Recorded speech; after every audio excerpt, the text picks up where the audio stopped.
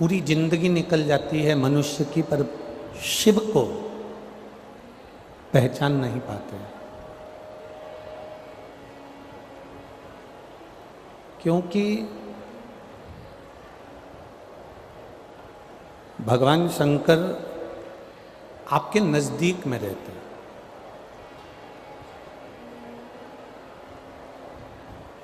एक बहू तुम्हारे साथ में रह रही है और एक बहू दूर रह रही है। एक बहू तुम्हारे पास में है, तुम्हारे साथ में है, और एक बहू तुमसे दूर है। जो बहू तुम्हारे नज़दीक में रह रही है, तुम्हारे साथ में रह रही है, तुम्हारे पास में रह रही है, तुम उसको पहचान नहीं सकते।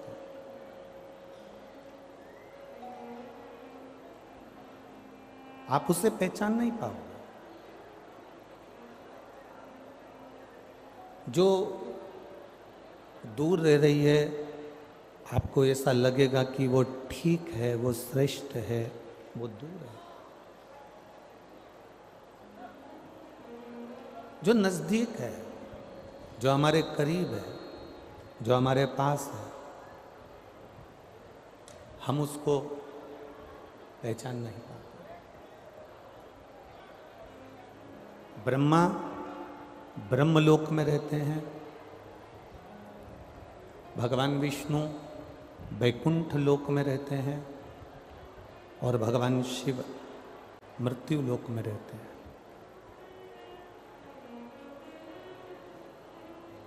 अब मृत्यु लोक में जो देवादिदेव महादेव रह रहे हैं, ये हमारे करीब में, हमारे पास में, हमारे नजदीक में। ब्रह्मा जी ब्रह्मलोक में हैं, भगवान विष्णु वैकुंठ लोक में हैं, और भगवान शिव मृत्यु लोक में। हमें ऐसा लगेगा कि हम ब्रह्मलोक के देवता को श्रेष्ठ मान लें, हमको ऐसा लगेगा कि हम वैकुंठ लोक के देवता को श्रेष्ठ मान लें, हमको ऐसा लगेगा कि हम उनको श्रेष्ठ मान लें, और हमारी बुद्धि से हम देवताओं में भेद करते हैं। हम अपनी बुद्धि से देवताओं में भेद करते हैं। परशु महापुराण की कथा कहती है कि देवताओं में भेद कभी नहीं होना चाहिए। देवताओं में भेद श्रेष्ठता नहीं है। कोई तुमसे कह दे कि ब्रह्मा बड़े हैं, कोई तुमसे कह दे कि विष्णु बड़े हैं, कोई तुमसे कह दे शिव बड़े हैं, इन तीनों के क्रम में अगर हम अंदाजा लगा कर देखें, इन तीनों के क्रम को अगर हम देखें, तो भगवान शिव के ऊपर जो जलाधारी रखाती है, भगवान देवादिदेव महादेव के ऊपर जो जलाधारी रखाती है, वो उसमें 3 टेकियां होती हैं, और 3 टेकी के ऊपर हम जलाधारी को रख देते हैं,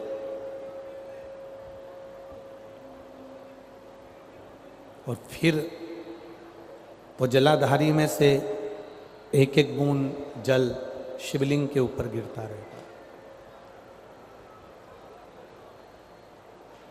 ब्रह्मा, विष्णु, महेश, ये 3 जो टेकियां हैं, ये हमसे कहती हैं ये ब्रह्मा, ये विष्णु, ये महेश, और उस पर रखी हुई जलाधारी में से एक एक बूंद जो पानी नीचे गिर रहा है, वो ये दर्शाता है कि ये तीनों अलग नहीं हैं, ये तीनों एक हैं, और इनका संगठन है।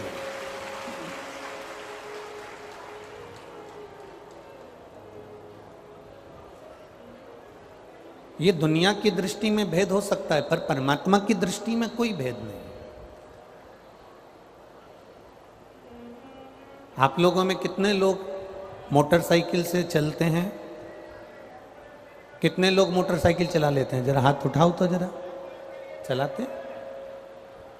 आप में से कितने लोग हैं जो 4 व्हीलर गाड़ी चला लेते हैं? है ना?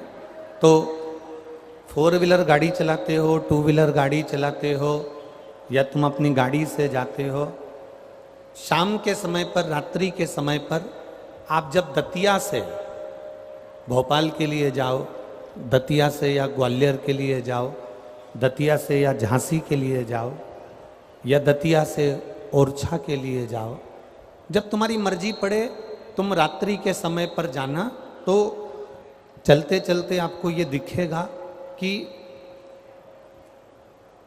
गाय, बछड़े, बैल, नंदी एक जगह पर एकत्रित होकर रोड पर बैठे हैं। बोलो देखा है कि नहीं देखा? जम के तो बोलो जरा, देखा है ना सबने कि गौ माता रोड पे आकर बैठ गई, अकेली नहीं बैठी है, उसके साथ में दो चार होते हैं। चींटी को देखना, कभी अकेली नहीं दिखेगी, चींटी के साथ में उसके पूरा कुटुंब होता है। चींटे को देखना, चींटे के साथ पूरा परिवार होता है। जलाशय में मछली को देखना, मछली के साथ में पूरा परिवार होता है। बकरी को देखना, बकरी के साथ पूरा परिवार होता है। भेड़ को देखना, भेड़ के साथ पूरा परिवार होता है। ऊंट को देखना, ऊंट के साथ पूरा परिवार होता है। केवल एक मनुष्य ऐसा है जो उन्नति की सीढ़ी पर जब चढ़ जाता है तो अपने परिवार को छोड़कर दूसरी जगह जाने का प्रयास करता है।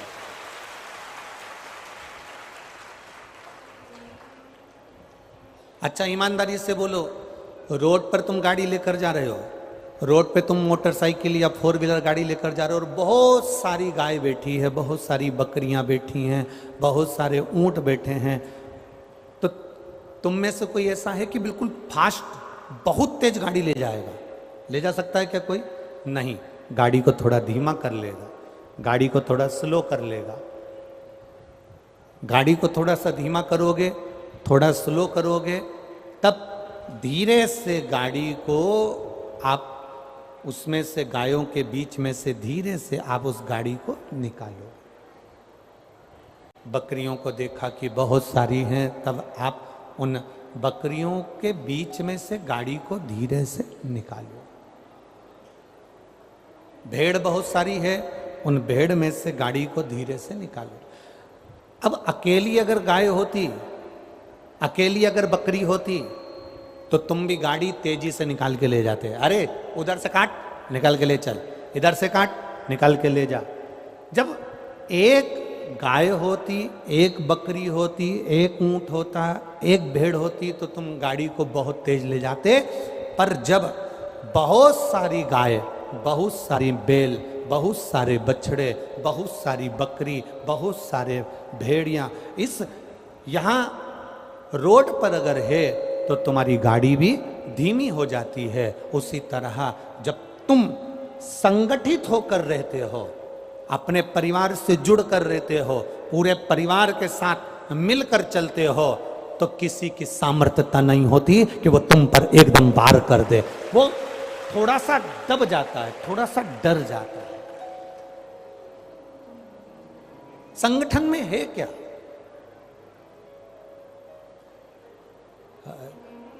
आज हमको मालूम पड़ा, हमको बहुत अच्छा लगा, सुन के बड़ी प्रसन्नता होती है कि आदरणीय गृह मंत्री जी डॉक्टर श्री नरोत्तम मिश्रा जी के दोनों भाई, स्वयं उनका पूरा परिवार, भाइयों का परिवार, भाइयों के बच्चों का परिवार, स्वयं का परिवार, हमें सुनकर बड़ी प्रसन्नता हुई कि गुरुजी आज भी एक ही चूल्हे पर भोजन बनता है और सब एक साथ बैठकर खाते हैं। ये संगठन की एक आनंद का, ये संगठन का एक सुख है, ये संगठन का एक आनंद है।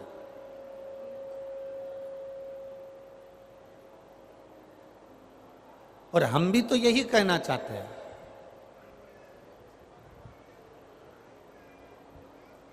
आज दुनिया के लोग आपके संगठन को तोड़ना चाहते हैं। आज दुनिया के लोग आपको तोड़कर विभाजित करना चाहते हैं। आज दुनिया के लोग आपको तोड़कर अपने अपने धर्म में ले जाना चाहते हैं, पर अगर आपका परिवार का संगठन पक्का है और आपके घर के संस्कार पक्के हैं तो किसी की सामर्थ्यता नहीं कि कोई इसको तोड़ सके और आपको मोड़ सके। किसके सामर्थ्य? मेरे शिव बाबा को देखिए, मेरे ओघड़दानी, मेरे भोलेनाथ जी नंदी पर बैठते हैं, गणेश जी चूहे पर बैठते हैं, कार्तिकेय मोर पर बैठते हैं, शिव जी के गले में सर्प है, भवानी मैया शेर पर बैठती है। सब विरोधी हैं, सब विपरीत हैं। शेर नंदी को नहीं छोड़े, मोर सर्प को नहीं छोड़े, सर्प चूहे को नहीं छोड़े, सब विरोधी हैं। पर मेरे देवादिदेव महादेव के नज़दीक में रह रहे हैं, मेरे शंकर रूपी विश्वास के पास रह रहे हैं, इसलिए उनमें विरोधाभास नहीं है, उनमें विरोधाभास नहीं। आपका संगठन, आपका एकजुट होकर रहना, ये दुनिया के लोगों की दृष्टि है कि उन्होंने भगवान को बांट लिया। कोई कहता है राम हमारे हैं क्योंकि हम सूर्य वंश के हैं, कोई कहता है कृष्ण हमारे हैं क्योंकि हम चंद्र वंश के हैं, कोई कहता है दत्त हमारे हैं क्योंकि हम इस वंश के हैं, कोई कहता है बृहस्पति हमारे हैं, हम इस वंश के हैं, कोई कहता है ये हमारे हैं, संत हमारे हैं।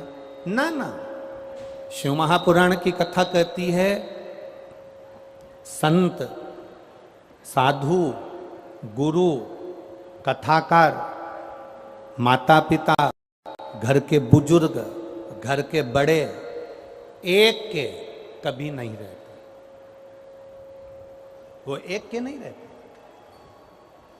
आप प्रयास करिएगा, थोड़ा सा प्रैक्टिकल करके देखिएगा। तुम्हारे गांव में एक कुआं, उस कुएं से कोई एक व्यक्ति पानी पिए, उस कुएं से केवल एक व्यक्ति जल निकाले,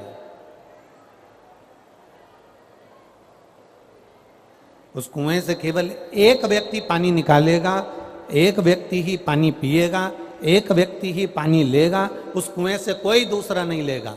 और तुम्हारे गांव में एक कुआं और ऐसा हो जिससे 7 जात का आदमी आए और उस कुएं से पानी ले, उस कुएं से पानी भरे, उस कुएं से पानी लेकर पिए।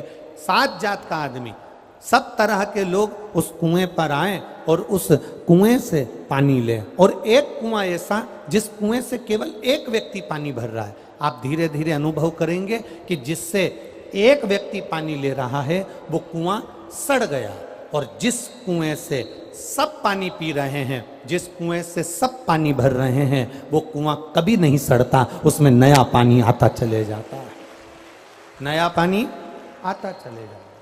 उस कुएं से कोई बदबू नहीं आएगी, उस कुएं में से कभी आपको गंध नहीं आएगी, उस कुएं में से कभी आपको गंध की महसूस नहीं। बस गुरु भी ऐसा होता है, संत भी ऐसा होता है, सदगुरु भी ऐसा होता है, और मेरा भोलेनाथ, मेरा विश्वनाथ भी ऐसा ही होता है। कोई करोड़पति आ गया, एक संत, एक गुरु, पैसे वाला आ गया और उससे मिल लिया। कोई गरीबड़ा आया तो उससे नहीं मिला। कोई धनपति आ गया तो उसके लिए वो तैयार मिलने के लिए। कोई राजसी ठाट वाला आ गया तो उससे मिलने के लिए तैयार। और कोई साधारण सा व्यक्ति आया और उससे वो मिल नहीं पाया तो समझ लेना कि वो गुरु श्रेष्ठ नहीं हो सकता, केवल दिखावा कर सकता है, पर उसकी श्रेष्ठता नहीं बन सकती, उसकी श्रेष्ठता नहीं बन सकती। भीष्म पितामह एक के हो गए थे। घर का जो बुजुर्ग होता है वो कभी एक का नहीं होता। घर का बुजुर्ग, अगर घर में बड़ा बेटा को तकलीफ है, छोटे बेटे को तकलीफ है, किसी दूसरे को तकलीफ है, तो घर का बुजुर्ग तुरंत कह देता है, जाओ बहू को लेकर जाओ, दिखा कर आओ, जाओ छोटे पोते को लेकर जाओ, दिखा कर आओ, जाओ उसको ये तकलीफ है लेकर। बाहर की आवाज अंदर आ रही, पर अंदर की आवाज ना खुल पा रही है। जाओ उसको लेकर जाओ, जाओ उसको लेकर। ये घर का बड़ा है। अंदर की आवाज खोलो बाबा।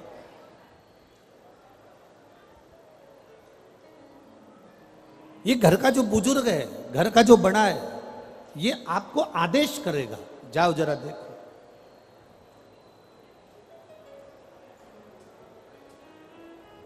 भीष्म पितामह ने गलती कर दी। भीष्म पितामह केवल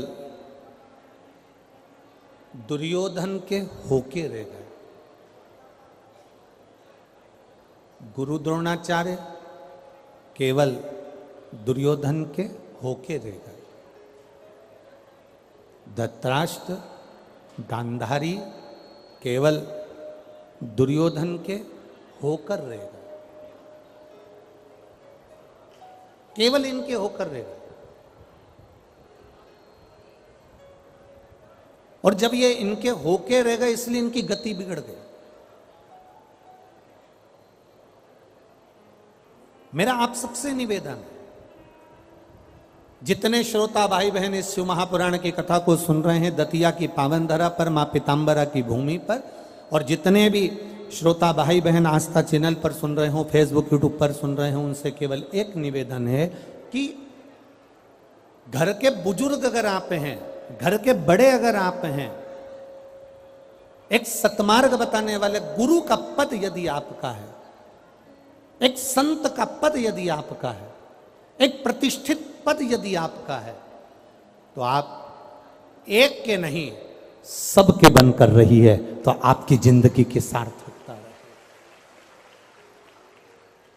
फिर आप एक के बनकर नहीं सबके बनकर रही है। बड़े बेटे का भी सुनिए, छोटे बेटे का भी सुनिए, घर के एक एक व्यक्ति का आपको श्रवण करना पड़ेगा। घर के एक एक व्यक्ति का तुम्हें आदर करना पड़ेगा और वो व्यक्ति भी तुम्हारा आदर करेंगे। कितना सुंदर संवाद है शिव महापुराण में। एक एकांबरेश्वर महादेव की कथा आती है।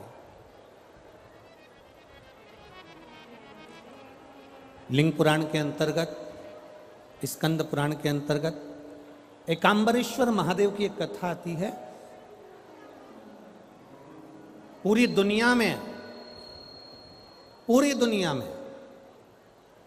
भारत की भूमि पर कहीं पर भी आप घूम लें, आपको मंदिर के अंदर पाषाण के शिवलिंग मिलेंगे, मंदिर के अंदर पारद के शिवलिंग मिलेंगे, मंदिर के अंदर स्फटिक के शिवलिंग मिलेंगे, मंदिर के अंदर लकड़ी के शिवलिंग मिलेंगे, मंदिर के अंदर आपको पुखराज के शिवलिंग मिलेंगे, मंदिर के अंदर पीतल का शिवलिंग मिलेगा, मंदिर के अंदर चांदी का शिवलिंग मिलेगा, मंदिर के अंदर सोने का शिवलिंग मिलेगा।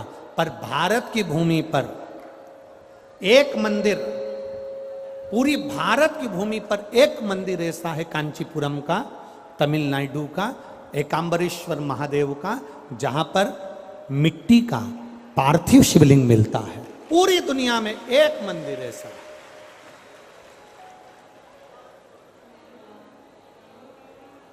बोले कांबरेश्वर महादेव की, बोल बम का नारा है। एकांबरेश्वर महादेव, मिट्टी का शिवलिंग, वहां पाषाण का या पत्थर का शिवलिंग नहीं है,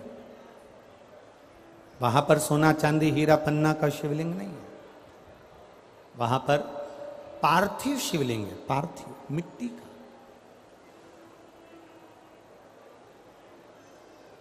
और कब का है वो मिट्टी का शिवलिंग?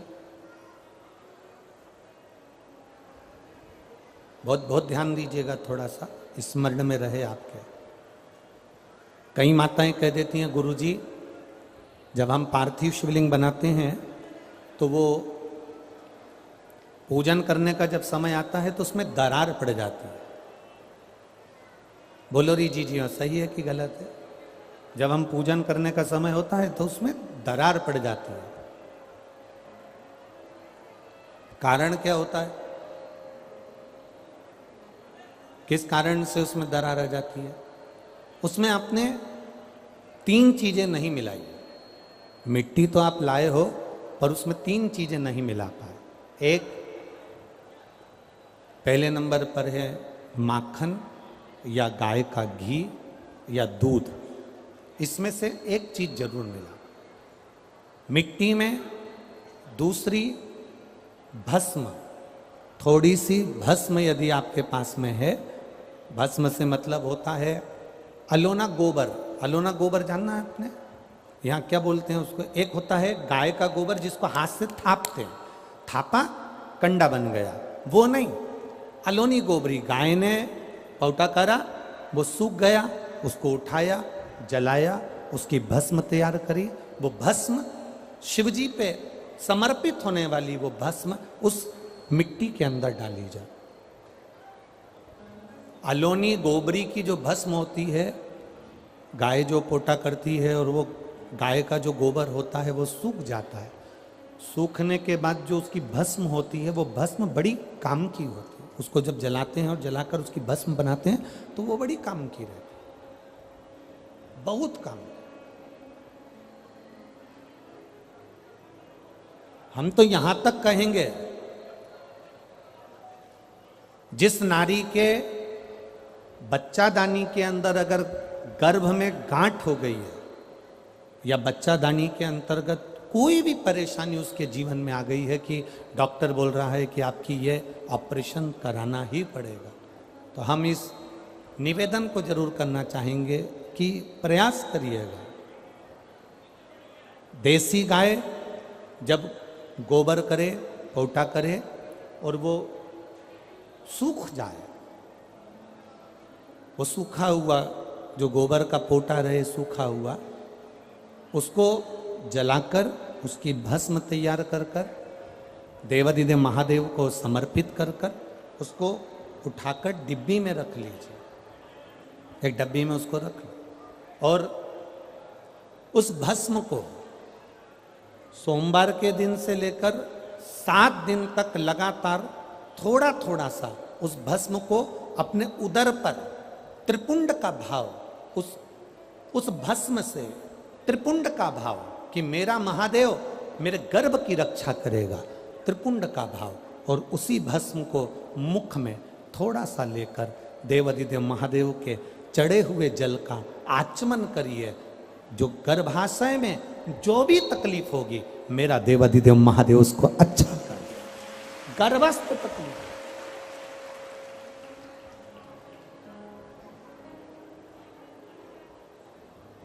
तेरी कृपा बिना न हिले एक भी अणु, लेते श्वास तेरी कृपा से तनो तनो।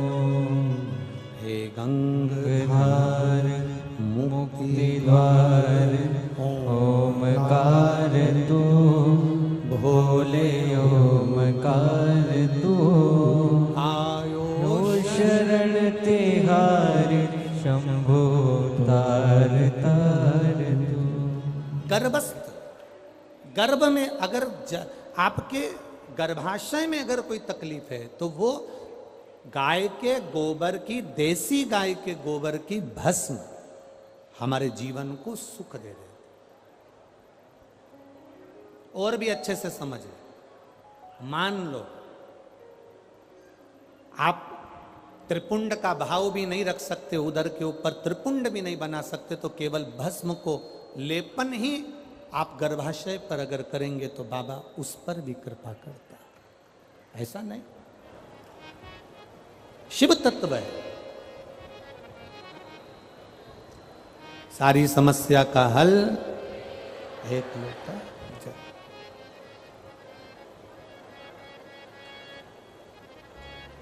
ये मानव की जो देह है ना, ये बड़ी विचित्र देह है।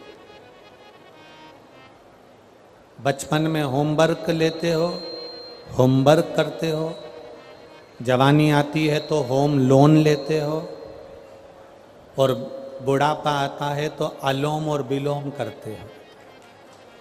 ये एक अवस्था है हमारी, ये हमारा जीवन की एक श्रृंखला है कि हमें करना है, हम करते। शिव तत्व कह रहा है, भगवान शंकर का पावन चरित्र कह रहा है।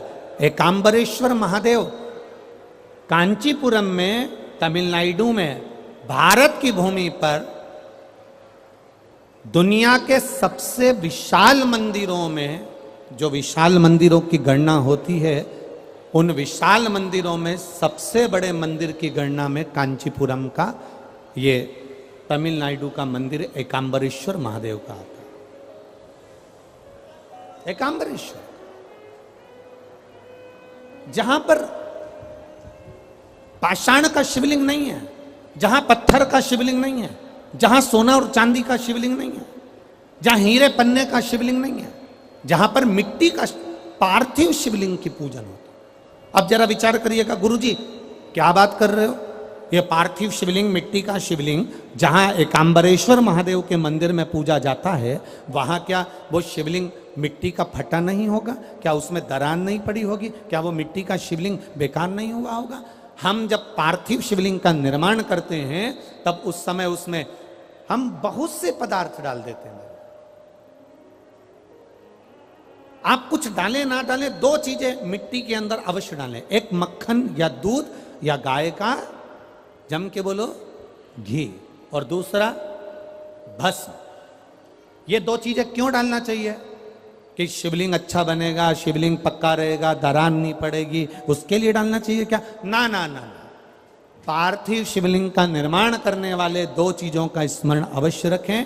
पहला, मिट्टी के अंदर जब हम मक्खन, दूध या गाय का घी डालकर शिवलिंग का निर्माण करते हैं, जिसके घर में वंश नहीं बढ़ता, 20 साल, 25 साल, 15 साल, 12 साल हो गए हों, और जिसके घर में बच्चा ना हुआ हो, हम उनसे भी निवेदन करेंगे कि प्रत्येक प्रदोष, प्रत्येक शिवरात्रि, हर महीने प्रदोष आती है, हर महीने शिवरात्रि आती है, प्रत्येक शिवरात्रि, प्रत्येक प्रदोष को आप मिट्टी के अंदर मक्खन या गाय का दूध या गाय का घी, देसी गाय का मिलाकर शिवलिंग बनाकर उसकी पूजन करना प्रारंभ करें। 1 साल पूरा नहीं होगा, भले 20 साल हो गए होंगे, पर आपका गर्भ जरूर ठहरेगा, ये निश्चितता।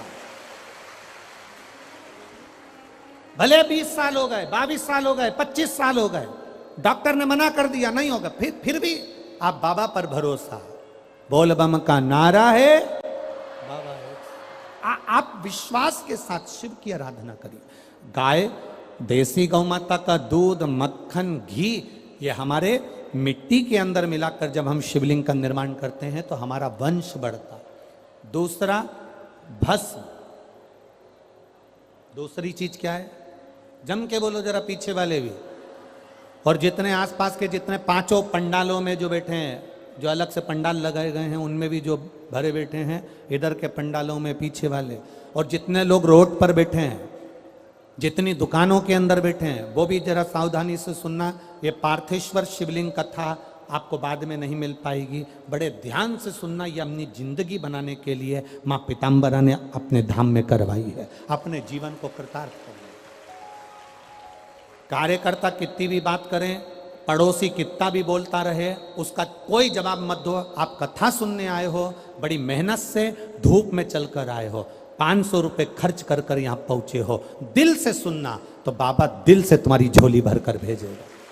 समय बर्बाद मत करना बिल्कुल भी, और जिसको समय बर्बाद करना है वो चुपचाप से उठकर यहां से पंडाल से बाहर जाकर अपनी गाड़ी उठाकर जा सकता है।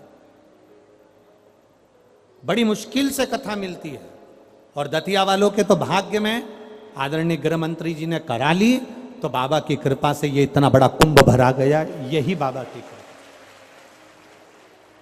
दिल से सुन लो उसको। पहले नंबर पर है मिट्टी में मिलाया गया मक्खन, घी या दूध। दूसरे नंबर पर है, जम के बोलो जल्दी से, भस्म। ये दूसरे नंबर पर भस्म का प्रयोग।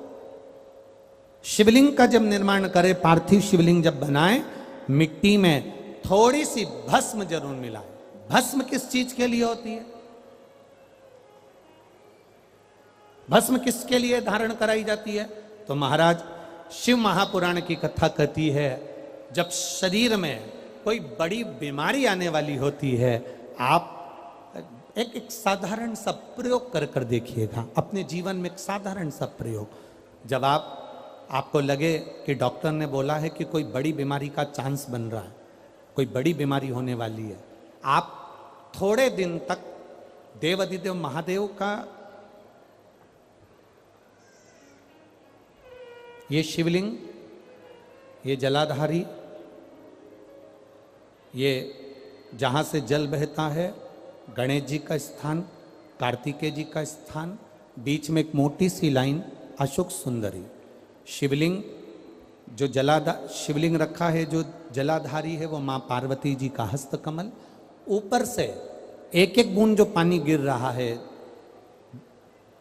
जिस कमंडल में से, जिस जलाधारी में से जल गिर रहा है, वहां शंकर भगवान की 5 बेटियां, जया, विषहरा, शामली बारी, दौतली और देव, ये भगवान शिव की 5 बेटी। जब आपको लग रहा है कि मेरी जांच होने जा रही है, जब आपको लग रहा है कि मुझे डॉक्टर को दिखाने जा रहे हैं, मुझे लग रहा है कि कोई बड़ी बीमारी ना निकल जाए, अल्ट्रासाउंड करा रहे हैं, एक्सरे करा रहे हैं, उससे पहले घर में अगर थोड़ी सी भस्म रखी है, उस भस्म को जब आप जल चढ़ाने के लिए शिव जी के मंदिर में जाओ, हॉस्पिटल में दिखाने के लिए जांच कराने जाओ, उससे पहले एक काम जरूर करना, शंकर भगवान का जहां शिवलिंग रखा है, उस शिवलिंग के पास में भस्म का लेपन कर कर देवाधिदेव महादेव पर 1 लोटा जल समर्पित कर कर उसी भस्म को अपने कलेजे पर, अपने हृदय पर लगाकर देवाधिदेव महादेव का पंचाक्षर मंत्र नमः शिवाय, षडाक्षर मंत्र ओम नमः शिवाय या श्री शिवाय नमस्तुभ्यम बोलकर फिर आप जांच के लिए चले जाओ। कोई बड़ी बीमारी तुम्हारी जिंदगी में निकल ही नहीं सकती। भस्म भस्म हो, भस्म का काम क्या? हमारे रोग को, हमारी बीमारी को, हमारे आने वाले जो रोग हैं, जो बीमारी है, जो तकलीफ है, उसको समाप्त करती है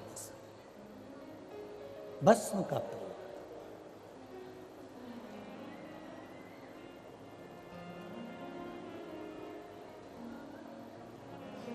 शिवलिंग का निर्माण कर रहे हो, पार्थिव शिवलिंग का, उसमें थोड़ी सी भस्म हमारी बीमारी को हर लेती है, थोड़ी सी भस्म हमारी तकलीफ को हर लेती है। भस्म का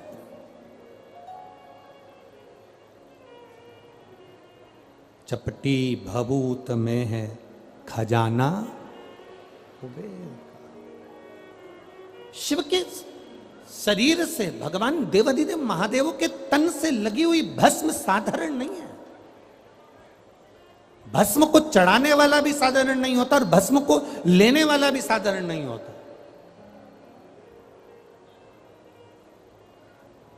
शंभो शरण पड़ी मांगो घड़ी रे घड़ी दुख काटो दया ने दर्शन आपो। पार्थिव शिवलिंग का निर्माण करते समय 2 चीजें ध्यान से अवश्य मिलाएं। पहला माखन, घी, दूध, दूसरा भस्म, दूसरा भस्म धारण भी करना चाहिए।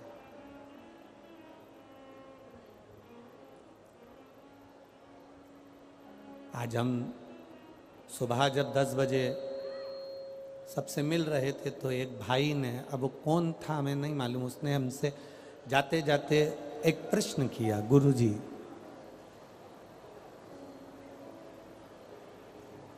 रुद्राक्ष की माला पहनना क्या जरूरी है? तुलसी की माला पहनना क्या जरूरी है? अगर हम नहीं पहने तो तेरी मर्जी, उसमें हम क्या, नहीं पहने तो वो तेरी मर्जी। हमने उस समय तो उत्तर नहीं दिया, पर हम आपसे इतना सा निवेदन करना चाहेंगे, यहां बहुत सारे ढेर सारे कुत्ते घूम रहे हैं। दतिया में भी हमारे आसपास में तुम रोडों पे देखना, ढेर सारे कुत्ते घूम रहे हैं। उसमें एक कुत्ता ऐसा होता है जिसके गले में पट्टा डला होता है, तो पट्टा डला हुआ कुत्ता लगता है कि इस कुत्ते का कोई मालिक है।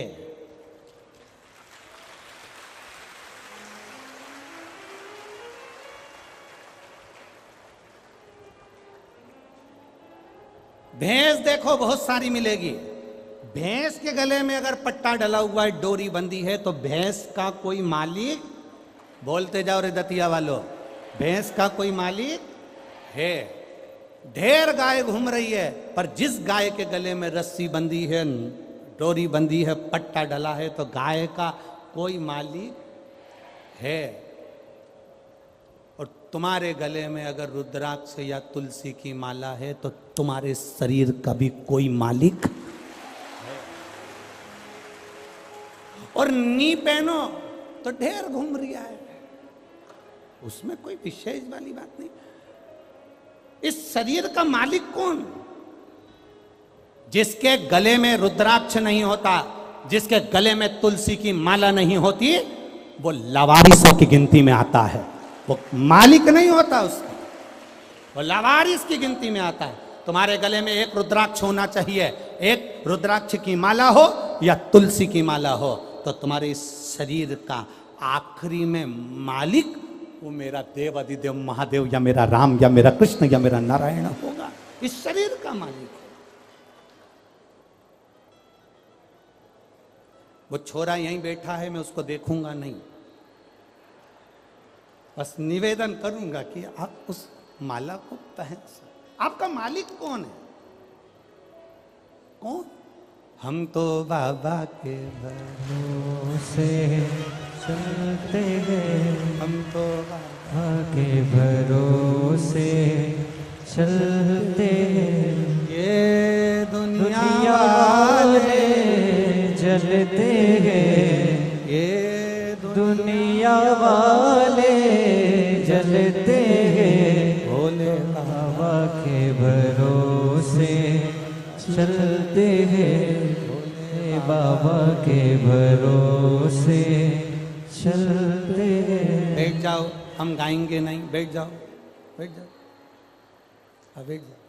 बाबा ये इस शरीर का मालिक मेरे बाबा को बनाना है। अंत समय प्रभु आना पड़ेगा, वचन दिया तो निभाना पड़ेगा। वो निभाने को तैयार बैठा है, मना नहीं करेगा मेरा देव अधिदेव महादेव। तुम्हारी दुख की घड़ी में, तुम्हारी तकलीफ की घड़ी में, तुम्हारे कष्ट की घड़ी में वो आने को तैयार बैठा है।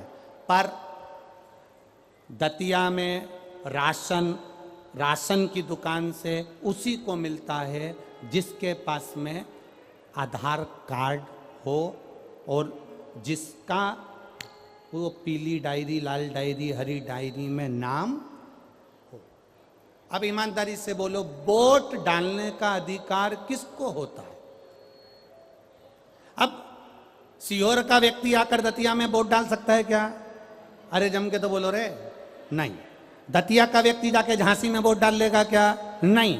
झांसी वाला झांसी में वोट डालेगा, दतिया वाला दतिया में वोट डालेगा, क्योंकि उसका आधार कार्ड यहां का बना है, तो वो यहां वोटिंग कर सकता है, यहां वो अपना नाम ला सकता है, यहां आकर वो कुछ भी ले सकता है। बस उसी तरह जैसे जेब में आधार कार्ड होगा तो ट्रेन में सफर कर लोगे, आधार कार्ड होगा तो बस में सफर कर लोगे, आधार कार्ड होगा तो फ्लाइट में सफर कर लोगे, और गले में रुद्राक्ष होगा तो बैकुंठ का सफर कर लोगे। ये निश्चितता। आप रखो ना अपने पास में।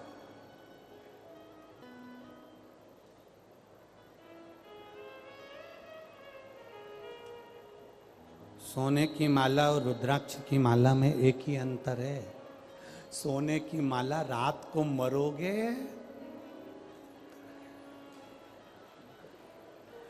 इतना घूंघट डाल डाल के रो रो के निकाल लेंगी।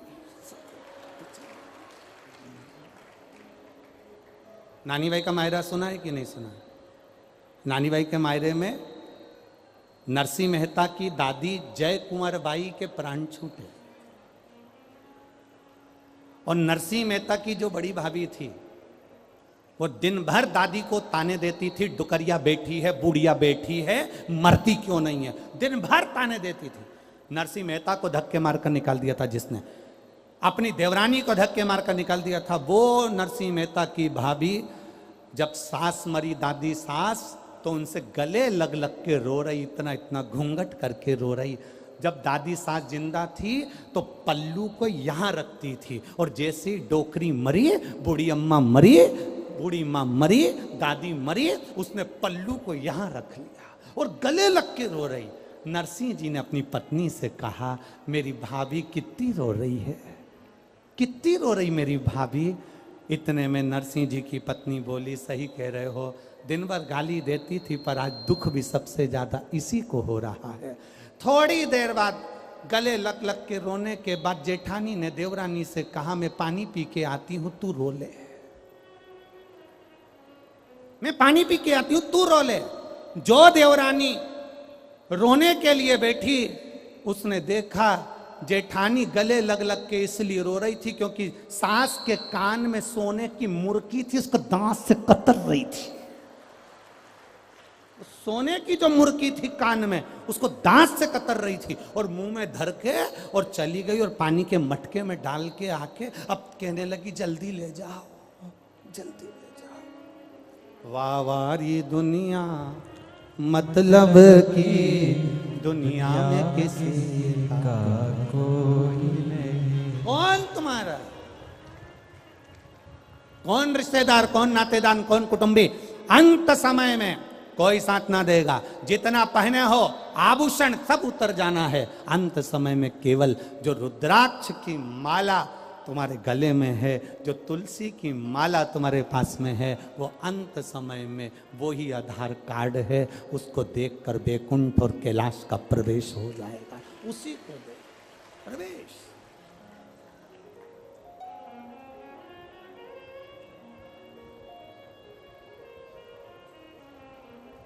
सोने की चेन गले में होगी तो चोर की नजर होगी। आप बहुत सुंदर होगे तो लुच्चों की नजर होगी। और गले में अगर रुद्राक्ष या तुलसी की माला होगी तो मेरे महादेव की नजर होगी। ये निश्चितता है, निश्चित।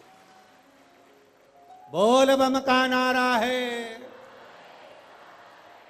आपके गले की माला, आपके गले का पड़ा हुआ एक रुद्राक्ष आपको परम धाम तक लेकर जाएगा, शिव तत्व तक लेकर।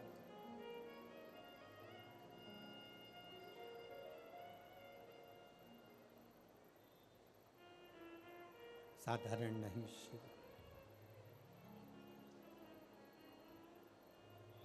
शिव साधारण नहीं। एक बार की बात है, शंकर भगवान से माता पार्वती जी ने कहा, प्रभु मेरा मन है, मेरा मन, बाबा एकांत में जाकर मैं तप करना चाहती हूं, मेरा मन है। शिव जी ने कहा जाओ। यही कांचीपुरम का जो तमिलनाडु क्षेत्र के अंतर्गत कांचीपुरम है, और वहीं पर एक आम के पेड़ के नीचे माता पार्वती तप करने के लिए बैठ गई। आम के पल्लों में, आम के पेड़ के नीचे। अब थोड़ा ध्यान देने वाला विषय है, थोड़ा ध्यान दीजिएगा। हो जितने भी बैठे हो बड़ा ध्यान देना। शंकर भगवान का तीसरा नेत्र खुला, कामदेव आम के पेड़ पर चढ़ा हुआ था। काय के वृक्ष पर था? आम के पेड़ पर। पार्वती जी ने जो तप साधना करी वो आम के पेड़ के नीचे करी। हमारे सनातन हिंदू धर्म में दरवाजे पर जो बंदरवार बांधी जाती है उसमें आम के पत्ते लगाए जाते हैं। कलश स्थापना करी जाती है तो उसमें आम के पत्ते रखे जाते हैं। घर में कोई अच्छा कार्य होता है तो आम के पत्ते लगाते हैं। आम के पत्ते।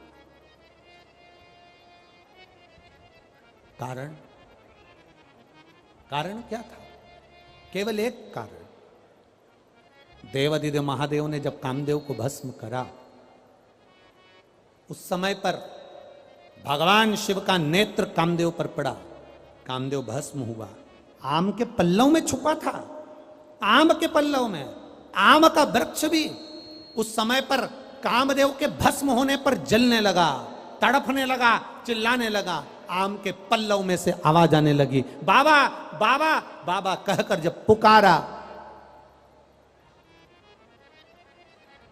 बाबा बाबा कहकर पुकारा, 2 बार आम के पल्लव ने कष्ट होने पर हर हर कह दिया। क्या बोला है? जम के बोलो जरा, हर हर। केवल 2 बार आम के पल्लव ने बोलना चाह रहा था, मैं हरा भरा हूं, हरा हरा हूं, और आपने मुझे जला दिया। हर हर बोला, शिव जी की दृष्टि पड़ गई।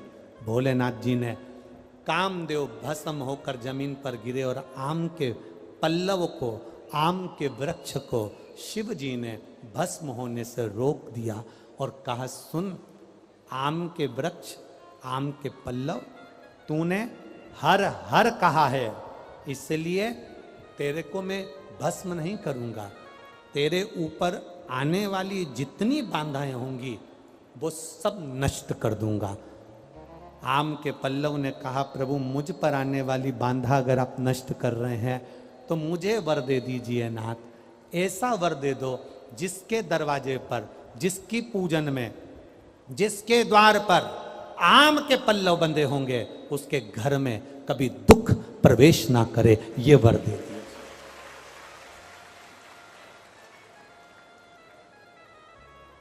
शिव मंदिर जाते हो आप लोग? सब लोग जाते हैं? हफ्ते में एक बार का नियम बना लो, मुख से बोलने का, हर हर। ज्यादा बार नहीं बोलो तो हम तो पहले बोलते थे, ऐसा नहीं कि हम कथा में नहीं बोलते थे, हमारी आदत थी, हम पहले कथा में बोलते थे, दीन बंधु दयालु दया कीजिए, जो दोनों हाथ उठाकर हर हर महादेव नहीं बोले उसको उठा लीजिए। हम ऐसा बोलते थे, हमारी आदत में था, और लोग हाथ उठाकर बोलते थे। पर कई लोगों ने पत्र लिखे कि गुरुजी आप कहते हो कि हर हर महादेव बोलिए, नहीं तो भगवान उठा लीजिए। हम केवल इतना सा कहना चाहते हैं कि आप ऐसा बोलना बंद कर दो, क्योंकि हम हेडफोन लगा के कथा सुनते रहते हैं और गाड़ी चलाते रहते हैं। अब हम 2 व्हीलर गाड़ी चला रहे हैं और तुमने कह दिया दोनों हाथ उठाकर जो हर हर महादेव नहीं बोले तुम उसे उठा लीजिए। अब हमको गाड़ी खड़ी करना पड़ती है, फिर चिल्ला के बोलना पड़ता है हर हर। तो जितने लोग खड़े रहते हैं वो हमको ही देखते रहते हैं, पागल हो गया है। इसलिए महाराज जी निवेदन है कि तुम ये कथा के बीच में हर हर महादेव बोलना बंद करो। इसलिए हमने तब से थोड़ा सा लोगों के भाव देखकर, बेचारे 2 व्हीलर वालों को, क्योंकि वो गाड़ी चला रहा है और फिर वो उसको देखकर, इसलिए थोड़ा बंद। पर आप बोल सकते हो, आपको बोलने की मना नहीं है। पहले नंबर के पंडाल वालों, दोनों हाथ उठाकर, तुम काहे को बोले, धरो नीचे। पहले नंबर वालों जरा अच्छे दम के बोलो, जरा एक बार दोनों हाथ उठाकर। हाँ ठीक है। तीसरे नंबर वालों उठाओ हाथ और बोलो। बहुत बढ़िया। अब तेरा क्या होगा कालिया? तुम बोल लो, दोनों हाथ उठा के। बहुत बढ़िया, जोरदार। शिव कथा कहती है पार्वती जी ने आम के वृक्ष के नीचे तप किया। जब माता पार्वती जी ने आम के वृक्ष के नीचे तप किया, इसको थोड़ा सा नीचे करो, आम के वृक्ष के नीचे तप करा, शिव जी के स्मरण में आया कि पार्वती जी तप कर रही हैं और ये तप अगर पूरा हो गया तो पार्वती जी चाहती हैं कि जो निर्णय, पार्वती जी चाहती हैं जो निर्णय शिव दें वो निर्णय मेरी साक्षी में, मेरी साक्षी में। बाबा देवादिदेव महादेव ने यह बात तो पार्वती जी से पहले भी कह दी थी कि पार्वती कोई भी निर्णय दूंगा ये तेरी साक्षी में दूंगा, पर पार्वती मैया चाहती हैं साक्षी में निर्णय, साक्षी में निर्णय। शिव कथा कह रही है, भगवान शंकर का संवाद कह रहा है, शिव महापुराण का चरित्र कह रहा है, शिव तत्व कह रहा है। भोलेनाथ जी ने गंगा जी को भेज दिया, जाओ गंगा।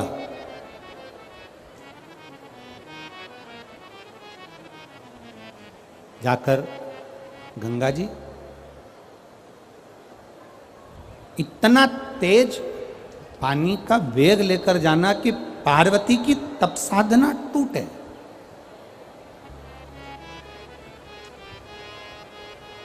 जल के वेग को लेकर जाइए, जिससे तप साधना पार्वती जी की टूट जाए। शिव जी के मंदिर जाना भी एक तप है। शिवालय में पहुंचकर एक लोटा जल चढ़ाना भी एक तप है। शंकर भगवान के लिए भगवान शिव का श्रृंगार करना भी एक तप है।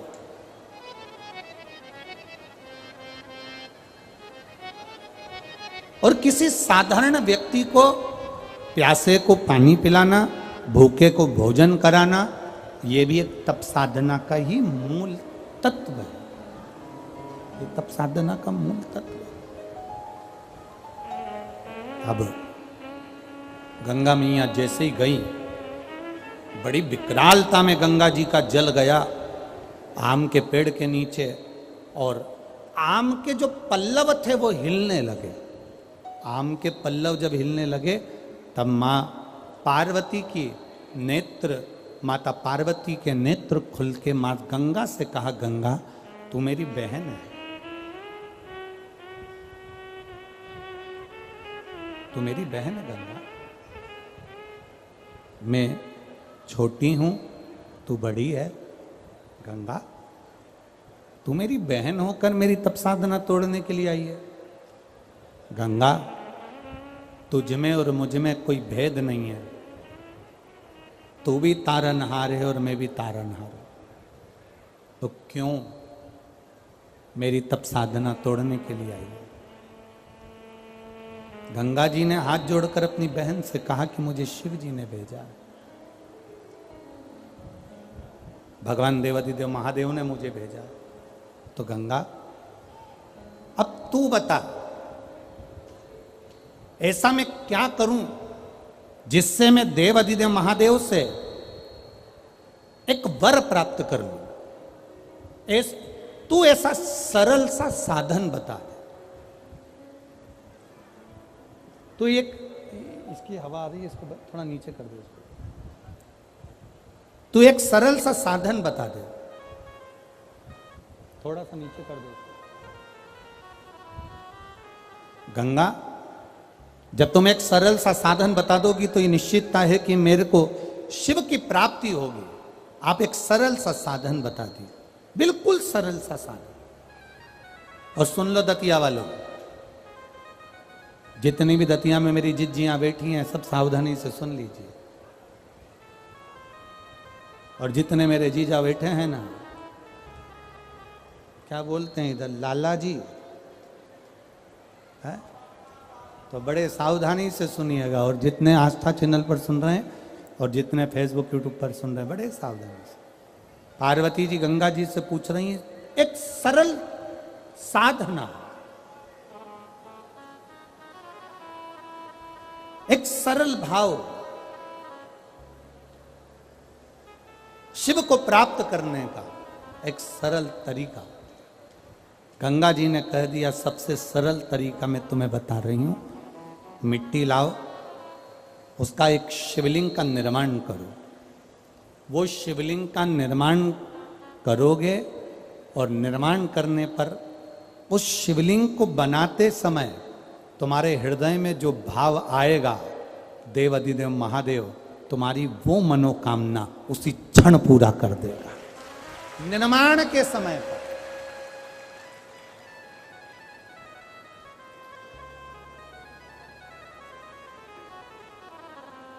आप जब शिवलिंग का निर्माण करें, यहाँ करोड़ों शिवलिंग का निर्माण हो रहा है, करोड़ों शिवलिंग का, पार्थिव शिवलिंग का निर्माण करें तो आपके भीतर का भाव शुद्ध होना चाहिए, आपके भीतर का निर्मल स्वभाव होना चाहिए। हम तो कथा सुनने वालों को भी कहते हैं कि कथा सुनते समय आपके हृदय में कपट का भाव मत आन देना, बेर का भाव मत आन देना। सती मैया कथा सुनने के लिए अगस्त ऋषि के यहाँ गई थी, कुंभज ऋषि के यहाँ गई थी, और कथा सुनते सुनते उनके मन में आ गया था, मेरे पति मुझे यहाँ कथा सुनाने के लिए लेकर आए हैं, इससे अच्छा कि मैं जलकर भस्म हो जाऊं। तो सती मैया को जलकर भस्म होना पड़ा। शिवजी के मन में कथा सुनते सुनते आ गया था कि मेरा मन करता है कि मैं राम का दर्शन करूं, तो शिवजी को राम का दर्शन हो गया। जो शिव महापुराण की कथा के पंडाल में बैठकर, पंडाल के क्षेत्र में कहीं पर भी बैठकर जो कामना करता है, देवादिदेव महादेव उसको 3 महीने के अंदर पूरा कर देता है। यह शिव तत्व। एक पत्र आए हैं, देखिए पत्र तो आज बहुत सारे आ गए, पढ़े कौन इतना महाराज।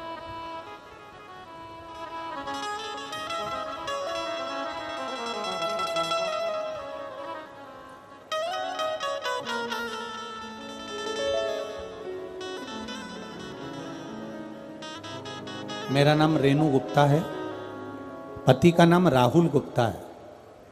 मैं इंदरगढ़ जिला दतिया की रहने वाली हूँ। कहीं बैठी हो तो हाथ हिला सकती हैं, जहाँ कहीं भी बैठी हो अपना हाथ हिला सकती हैं। रेणु गुप्ता, पति का नाम राहुल गुप्ता, मोबाइल नंबर लिखा है, इंदरगढ़ जिला दतिया की रहने वाली हूँ। कहीं बैठी हो तो अपना हाथ हिला सकती हैं, जहाँ कहीं भी बैठी हो। आपने लिखा है गुरुजी, 1 लोटे जल का मैं क्या वर्णन करूं। मैं एक हार्ट पेशेंट हूं, मेरे हार्ट में 40 mm का एक छेद है, जो डॉक्टर ने इको रिपोर्ट में बताया है, जिसकी जांच में लगा रही हूं, जिसका कोई इलाज नहीं है। 1 लोटे जल का मैं क्या बखान करूं गुरुदेव। 7 मार्च 2021 को मेरे को बीमार हुई और बच्चेदानी में नसों का एक गुच्छा आ गया। नसों का गुच्छा आया, ग्वालियर में दिखाया, ग्वालियर से मुझे दिल्ली रेफर कर दिया। फिर दिल्ली के एम्स में अल्ट्रासाउंड कराया तो मेरे गर्भाशय में 32 mm नसों का गुच्छा बताया, जिसका ऑपरेशन का बोला। हमने वो 32 mm का ऑपरेशन कराने के लिए तैयार हुए, ऑपरेशन तो करवा लिया, पर गुरुजी कुछ ही दिन में वो गठान का गुच्छा, नसों का गुच्छा वापिस आ गया। गुरुदेव दूसरी बार, पहली बार जब आया वो 7 मार्च 2021 को आया तो हमने ऑपरेशन कराया। दूसरी बार 5 मार्च 2022 को वापिस 23 mm का नस में नसों का गुच्छा गर्भाशय में आ गया। गुरुजी, मेरी बहन ने बताया कि टीवी पर कथा सुनो और डॉक्टर को दिखा कर आ जाओ और बाबा पर भरोसा करो, क्योंकि 2 बार ऑपरेशन डॉक्टर ने भी मना कर दिया कि शायद बड़ी बीमारी हो सकती है। हम वापिस आए, दवाई लाए, पशुपति व्रत करना प्रारंभ करा। बाबा की कृपा से 5 सोमवार पूरे होने पर हम वापिस एम्स में जांच कराने के लिए गए, ऑपरेशन के लिए। डॉक्टर ने जांच कर कर, इको कर कर बताया कि तुम्हारा वो बच्चेदानी में जो नसों का गुच्छा था वो समाप्त हो गया है और बाबा की कृपा है। ये शिव तत्व है। तेरी कृपा बिना न हिले एक भी अणु, लेते हैं श्वास तेरी कृपा से तनो तनो। हे गंगाधार मुक्ति द्वार ओमकार तू, भोले ओमकार तू। आयो शरण तिहारी शंभु तार तार तू। श्री अनीता शर्मा, अनिल शर्मा, श्रीमती अनीता शर्मा, अनिल शर्मा, शिव साईं नगर सिटी सेंटर ग्वालियर, पुत्र आदित्य शर्मा, पुत्री वर्तिका शर्मा। कहीं बैठी हो तो हाथ हिला सकती हैं, कहीं बैठी हो तो हाथ हिला सकती हैं। अनीता शर्मा, अनिल शर्मा, शिव साई नगर सिटी सेंटर ग्वालियर, पुत्र आदित्य शर्मा, पुत्री वर्तिका शर्मा। गुरुजी, पार्थिव शिवलिंग के पूजन का मैं क्या वर्णन करूं। आपके द्वारा शिवरात्रि सावन के महीने का पार्थिव शिवलिंग का पूजन कराया गया पिछले वर्ष। वो हमने हमारे बेटे और बेटी से करवाया। हमारे बेटे और बेटी का कहीं जॉब नहीं लग रहा था, बहुत परेशान थे। उन्होंने हिम्मत छोड़ दी थी, तब पार्थिव शिवलिंग का निर्माण आपका टीवी के माध्यम से ऑनलाइन किया। पिछली बार जो आपने अभिषेक कराया था मेरे बेटे बेटी ने करा, और बाबा से प्रार्थना कर कर चावल का जो दाना चढ़वाया था, काली मिर्ची जो चढ़वाई थी और कमल गट्टा जो चढ़वाया था, बाबा से प्रार्थना कर कर चढ़ाकर एक चावल का दाना और एक बेलपत्री हमने रख लिया। बाबा से प्रार्थना करी, अगले वर्ष जब टीवी पर अभिषेक हो तब तक मेरे बेटे बेटी का सरकारी जॉब लग जाए। बाबा का हम क्या वर्णन करें गुरुदेव, हम तो नहीं जानते कि बाबा में ऐसा क्या है, पर एक लोटे जल में कुछ तो है गुरुदेव। एक वर्ष भी पूरा नहीं हुआ, मेरे बेटे का केंद्र सरकार के ग्रुप बी राजपत्रित अधिकारी के पद पर मेरे बेटे का हो गया, और मेरी बेटी का एमबीबीएस में परीक्षा में सफलता प्राप्त हो गई। हम यहाँ बाबा को नमन करने के लिए आए हैं। यह शिव तत्व ओ घड़ी है।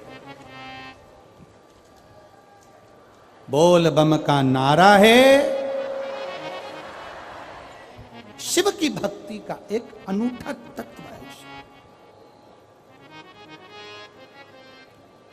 खाली न जाता कोई, बहुत बढ़िया, हाँ बोलिए। खाली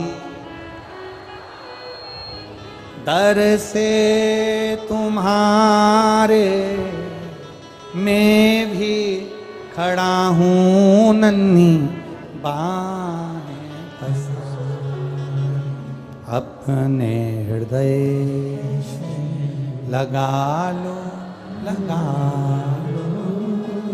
गिरा जा रहा हूँ, उठा लो,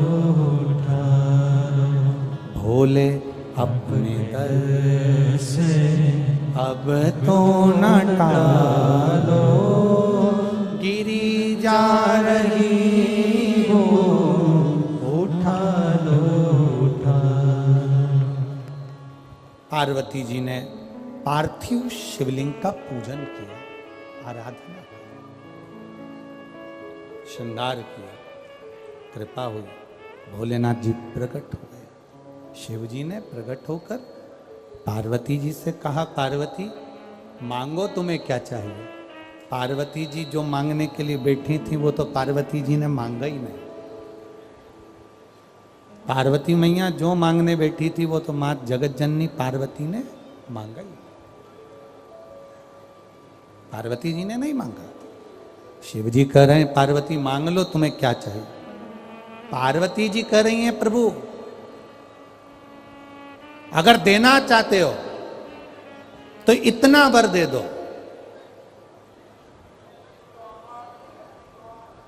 कि जिस पार्थिव शिवलिंग को मैंने बनाया है, ये जो मिट्टी का शिवलिंग मैंने निर्माण किया है, पार्थिव शिवलिंग जो मैंने बनाया है, ये संसार सागर में कभी भी नष्ट ना हो और पार्थिव शिवलिंग का निर्माण करने वाला कभी बर्बाद ना हो, वो उन्नति पर चढ़ता चले।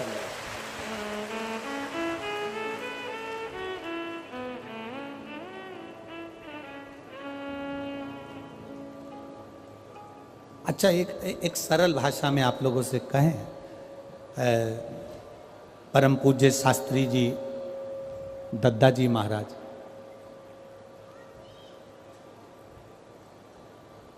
परम पूज्य शास्त्री जी दद्दा जी महाराज, जिन्होंने एक अलग अलग जगाई थी शिवलिंग, पार्थिव शिवलिंग निर्माण।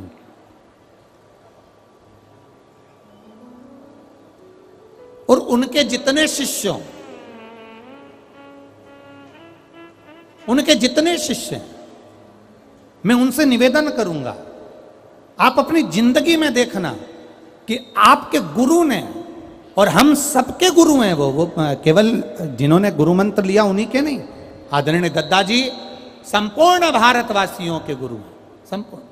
उन दद्दा जी ने जो शिवलिंग का निर्माण करवाया था, जो शिवलिंग का निर्माण करवाया, और जिन जिन ने उनकी साक्षी में शिवलिंग का निर्माण करा, वो नीचे की ओर नहीं गया, वो ऊपर की ओर ही बढ़ा है, ऊपर की ओर बढ़ा, उन्नति की ओर।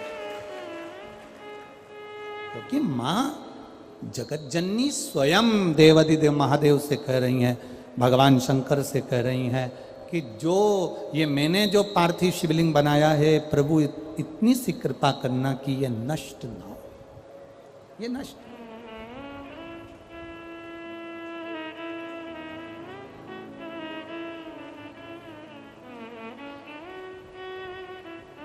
जो हमने पार्थिव शिवलिंग बनाया है ये कभी नष्ट ना हो।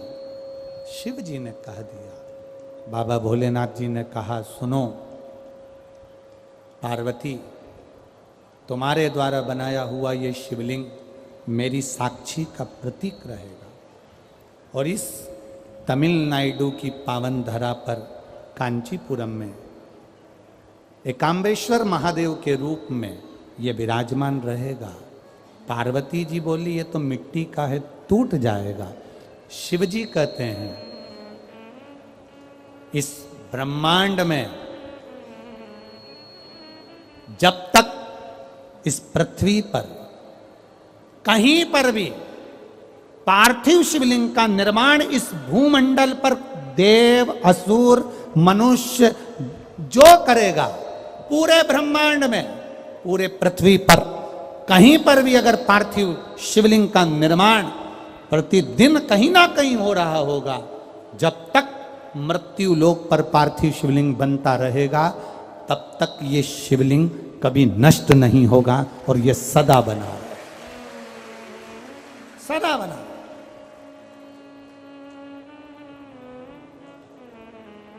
लोग कहते हैं शंकर भगवान धन दे देते हैं, लोग कहते हैं शंकर भगवान दौलत दे देते हैं, लोग कहते हैं शंकर भगवान करोड़पति बना देते हैं, लोग कहते हैं शंकर भगवान धनपति बना देते हैं। शिव महापुराण की कथा कहती है, शंकर भगवान पर एक लोटा जल शिवालय में जाकर जो शिवलिंग पर चढ़ा रहा है, शंकर भगवान उसको करोड़पति बनाए का ना बनाए, शंकर भगवान उसे लखपति बनाए कि ना बनाए, शंकर भगवान उसको अरबपति बनाए कि ना बनाए, पर यह पक्का है, जो शिव जी पर एक लोटा जल चढ़ाता है, शंकर भगवान उसको हाथ पकड़कर अपना बना लेते हैं। जब तिजोरी उसकी हो जाती है तो माल सब आपका हो जाता है।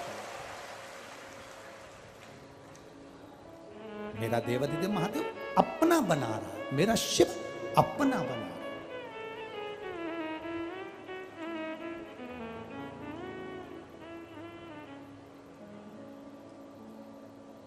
और जब देखो ये बहुत विचित्र बात है, अपना बनाना बड़ा कठिन है।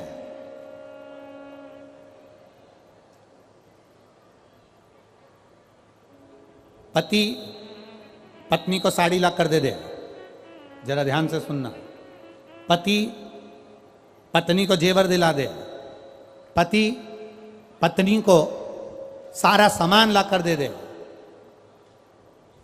पत्नी पति के लिए भोजन बना दे, पत्नी पति के कपड़े धो दे, पत्नी पति के लिए आगे बढ़ बढ़ कर काम कर दे, पति पत्नी को सामान ला कर दे रहा है, वस्तु ला कर दे रहा है, उसको जो चाहिए सब ला कर दिया, पर पति का स्वभाव सबसे अच्छा हो और पत्नी से अच्छा ना हो, या पत्नी का स्वभाव सबसे अच्छा हो और अपने पति से अच्छा ना हो, तो फिर समान की कोई मूलता है क्या? समान की कोई समान की क्या मूलता? वाणी ऐसी बोलिए जो मन का आपा होए, पर आज के जमाने में वाणी ऐसी बोलिए जो जम के झगड़ा, पर उससे मत बोलिए जो तुमसे तगड़ा। आजकल का जमाना थोड़ा उल्टा है। बोलो प्रेम की वाणी। आप सामान ला दिए, वस्तु ला दिए, दौलत ला दिए, धन ला दिया, मकान बना दिया, जायदाद बना दी, संपदा बना दी, कपड़े ला दिए, जेवर ला दिया, पर आपका स्वभाव भी तो ठीक होना चाहिए। आपका स्वभाव अच्छा हो।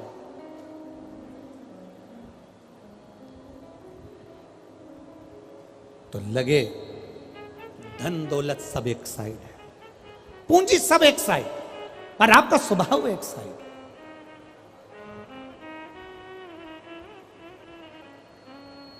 भाई बहुत बहुत अंतर आता है चीजों में। एक अनुभव आपकी जिंदगी में लगा कर रखिएगा। आज के ज़माने में पेरेंट्स मीटिंग होती है स्कूल में, सबको मालूम है क्या? अरे बोलो तो जम के। पेरेंट्स मीटिंग होती है, टीचर मार साहब बच्चों की गलती बताते हैं और बच्चों की पढ़ाई बताते हैं। पहले के समय में पेरेंट्स मीटिंग होती थी क्या? जम के तो बोलो, नहीं होती। पहले के समय में पेरेंट्स मीटिंग नहीं होती थी। पहले के समय में तो टीचर घर आ जाते थे, अपनी गलती माँ बाप को बता देते थे और वहीं पे जूता पड़वा देते थे और बाद में चाय पी के चले जाते थे। अपन को दुचबा भी देते थे और चाय भी पीते थे, चले जाते। आज के जमाने में पेरेंट्स मीटिंग होती है, बच्चे का बताया जाता है, तुम्हारा बच्चा ऐसा कर रहा है, तुम्हारा बच्चा वैसा कर रहा है, तुम्हारा बच्चा ने ऐसा करा, उसने पढ़ाई ठीक नहीं करी, उसने मैथ ठीक नहीं करी, उसने हिंदी ठीक नहीं करी, उसने अंग्रेजी ठीक नहीं करी। पर पहले के समय में टीचर स्वयं आता था और बता कर जाता था कि इसने ये गलती करी।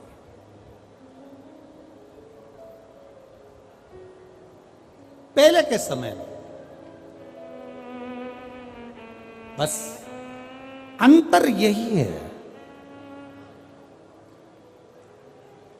आज के गुरु में और पहले के गुरु में एक अंतर भारी है।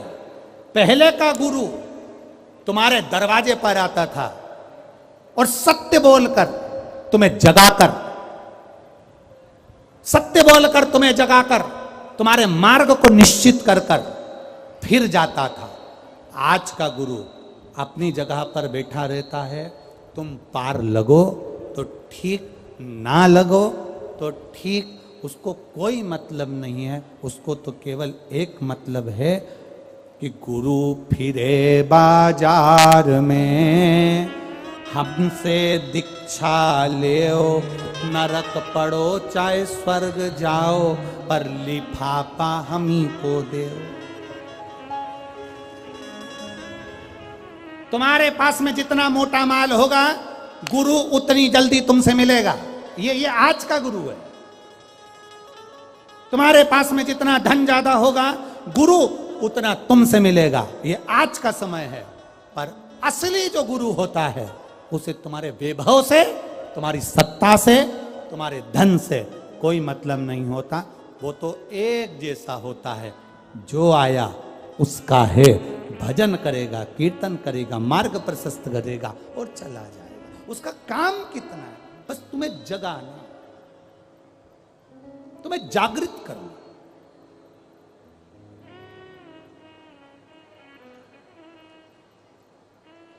और जिस दिन तुम जाग गए, उस दिन जीवन का एक आनंद अपने आप आ जाएगा। हमारे जीवन में हम कहें पति पत्नी को सब कुछ देवे, पर दिन भर क्रोध में रहेवे, तो ऐसा पति, क्रोध करने वाला श्रेष्ठता नहीं देता। पत्नी सारा घर का काम करे, सारा घर का काम करती है पत्नी। एक बहू सारा घर का काम करती है। किसी सास से पूछो तुम्हारी बहू कैसी है? बहुत बढ़िया महाराज, पूरा काम अच्छा करती है, दिन भर बच्चों को संभालती है, सारा किचन, भोजन, रसोई घर सब संभालती है, सब अच्छी है, बहुत बढ़िया महाराज, बहुत अच्छी है। नहीं महाराज, अच्छी तो बहुत है, बस बस एक काम बुरा है उसका, क्या? बोलती है। गुरुजी, कोई ऐसा हो जाएगा क्या कि मेरी बहू की जीवान मीठी हो जाए?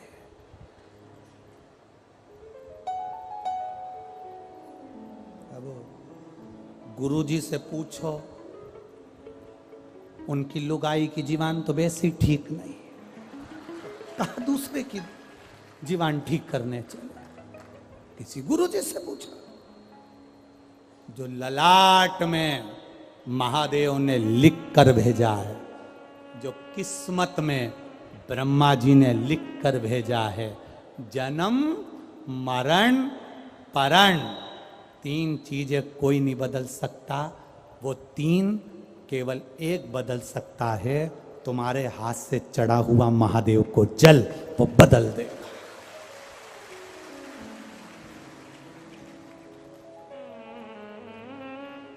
वो बदल देगा। हम किसी का भाग्य नहीं बदल सकते, ना हम तुम्हारा भाग्य लिख सकते हैं कि तुम्हारे साथ में क्या होगा, तुम कितने कदम चलोगे, कितने कदम नहीं चलोगे, क्या खाओगे, क्या पियोगे, ये हम नहीं लिख सकते। हमारे पास में वो विद्या नहीं, पर इतना जरूर जानते हैं कि जो महादेव की शरणागति में गया, मेरे महादेव ने भाग्य बताया था कौशल्या जी को, मेरे महादेव ने भाग्य बताया था यशोदा जी को। मेरा महादेव तुम्हारा भी भाग्य बदलने की सामर्थ्यता रखता है। वो शिव है, औघड़दानी, अकाल मृत्यु वो मरे, जो काम करे चंडाल का, काल उसका क्या बिगाड़े, जो भक्त हो महाकाल का। वो बदलने वाला, वो बदल दे।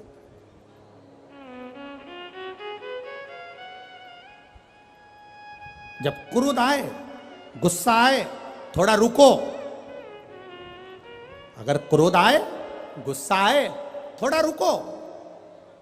और जब कोई गलती हो जाए, अपने से कोई गलती हो जाए, तो थोड़ा झुको। क्रोध में रुक जाना, गलती में झुक जाना, यह हमारी उन्नति की सीढ़ी की ओर आगे बढ़ने का एक तरीका है।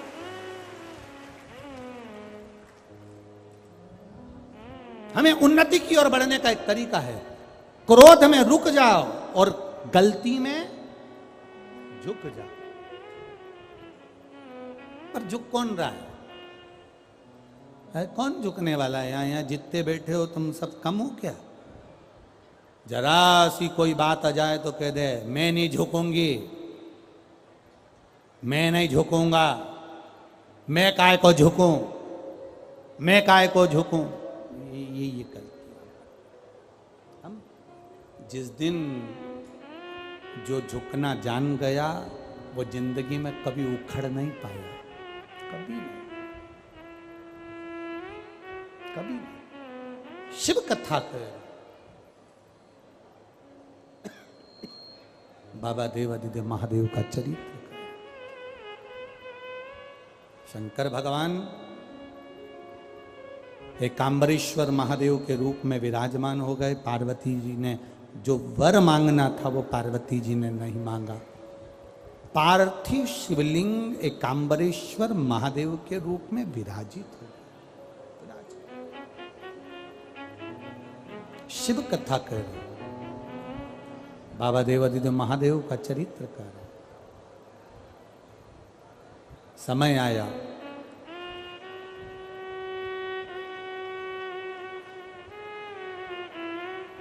पार्वती मैया ने तप साधना कर कर शिव जी को प्राप्त कर लिया। बाबा औघड़दानी मिल गए।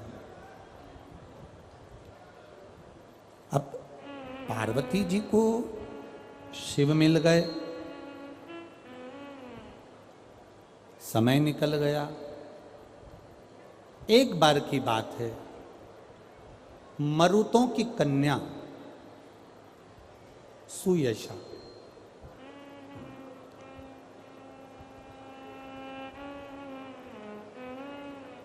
ये मरुतों की कन्या है, बेटी है। ऐसा कोई बाप नहीं जो अपनी बेटी को अच्छे घर में ना देना चाहता। प्रत्येक पिता की एक इच्छा होती है कि मेरी बेटी सही जगह पर ब्याहे। प्रत्येक पिता की।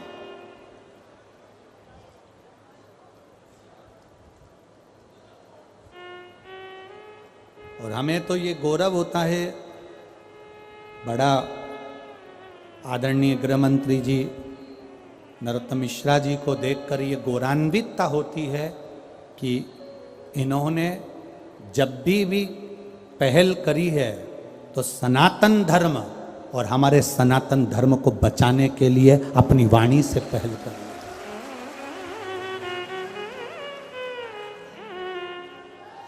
जिस समय पर कोई राजनेता अपनी वाणी से बोलना नहीं चाहता है, उस समय पर आदरणीय गृह मंत्री जी नरोत्तम मिश्रा जी अपनी गादी से सनातन धर्म को बचाने के लिए बोलकर और आगे बढ़ जाते हैं। ये एक पहलता होना चाहिए अपने सनातन धर्म के, अपने सनातन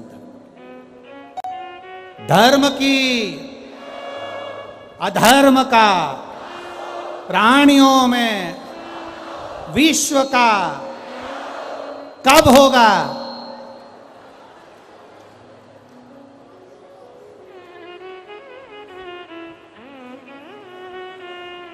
काल करे सो, आज करे सो, फिर क्या विचार है दतिया वालों तुम्हारा? विश्व का कल्याण हो, ये हम रोज चिल्लाते हैं, रोज कहते हैं, मंदिर में, आरती में, देवालय में, शिवालय में, हर जगह कहते हैं विश्व का कल्याण हो। कल्याण कब होगा? जब हम हमारे परिवार के साथ, कुटुंब के साथ, रिश्तेदारों के साथ, अपनों के साथ कुछ सनातन धर्म को बचाने का प्रयास करेंगे, तब विश्व का कल्याण होगा। हम आगे बढ़ेंगे तब विश्व का कल्याण होगा।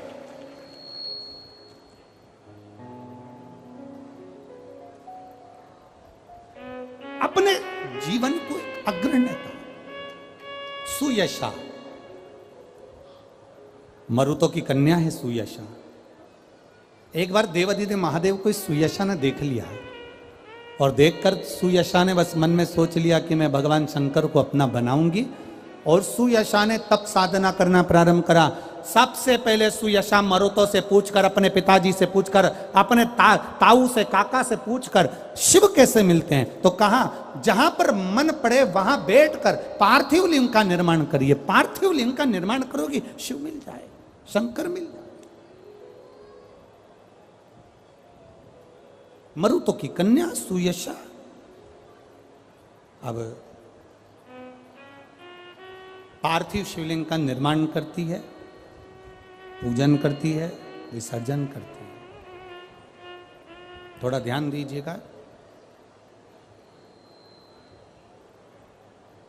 बेटियों से निवेदन करूंगा, जितनी बेटियां हैं, जितनी बेटी,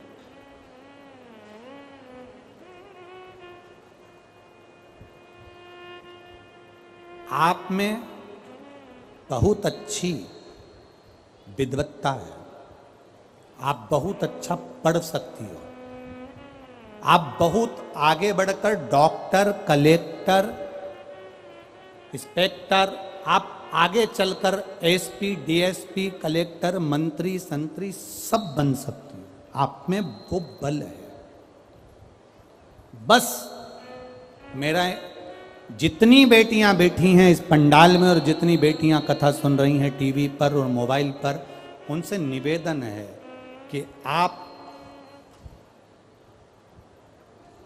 जीवन में आगे बढ़ सकती हो, मना नहीं। एक बात अपनी बुद्धि में उतार कर रखना कि अपने सनातन धर्म को छोड़कर किसी दूसरे धर्म के व्यक्ति की ओर अग्रसर मत होना, तो तुम आगे बढ़ोगे। अपने सनातन धर्म के अग्रण्यता रखिए, अपने सनातन धर्म के एक आनंदता रखिए। बेटियां पढ़ें, विद्वान बने, उन्नति करें। एक पत्र आया है, एक बेटी ने लिखा है कि मेरी जॉब लग गई रेलवे में। हम उसको बधाई देते हैं, बहुत बहुत बधाई आपको। पर आपकी एक आनंदता होना चाहिए, एक एकाग्रता होना चाहिए।